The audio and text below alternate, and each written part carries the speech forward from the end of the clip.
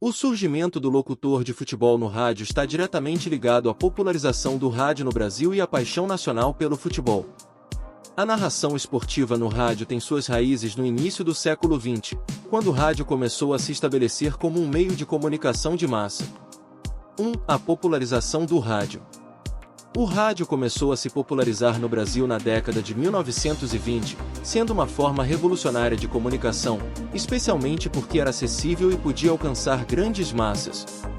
As primeiras transmissões eram focadas em notícias e música, mas rapidamente o esporte, em especial o futebol, começou a ganhar espaço, pois já era um fenômeno crescente no país. 2. Primeiras transmissões de futebol.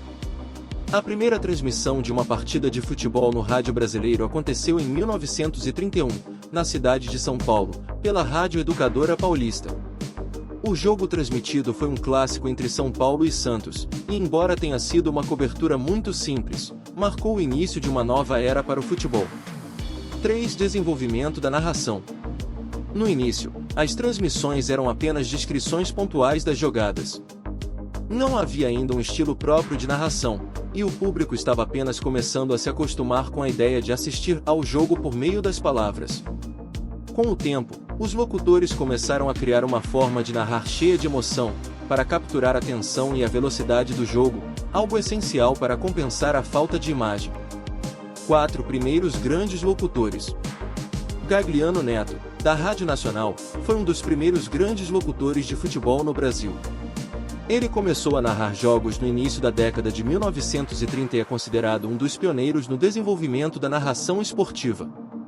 Sua forma de narrar trouxe uma dimensão dramática e empolgante ao rádio, o que logo foi seguido por outros. 5. A importância dos jargões e bordões. Os locutores logo perceberam que, para tornar as transmissões ainda mais emocionantes, precisavam criar bordões e jargões para capturar a essência do jogo. Essa forma de narrar se tornou um espetáculo por si só, com frases que ficaram eternizadas, como o famoso "é gol" ou "ripa na chulipa", popularizado por Osmar Santos décadas depois.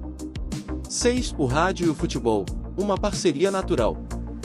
Durante as décadas de 1940 e 1950, o rádio se consolidou como o principal meio de comunicação de massa no Brasil, especialmente devido à sua capacidade de transmitir futebol ao vivo para milhões de ouvintes. Como nem todo mundo podia ir ao estádio, o rádio se tornou a principal forma de acompanhar os jogos, e os locutores passaram a ser figuras essenciais na vida dos torcedores. 7. A evolução do estilo. À medida que o rádio se popularizou, surgiram estilos distintos de narração. Alguns locutores eram mais rápidos e vibrantes, como Osmar Santos, enquanto outros, como Fiore Gigliotti, tinham uma abordagem mais poética e dramática. Essa diversidade de estilos enriqueceu ainda mais o papel do locutor de futebol no Brasil. 8. Impacto cultural. O rádio e os locutores de futebol ajudaram a consolidar o futebol como a principal paixão nacional. Eles criaram uma ligação emocional profunda com o público, e suas vozes se tornaram símbolos de momentos históricos, gols inesquecíveis e vitórias épicas.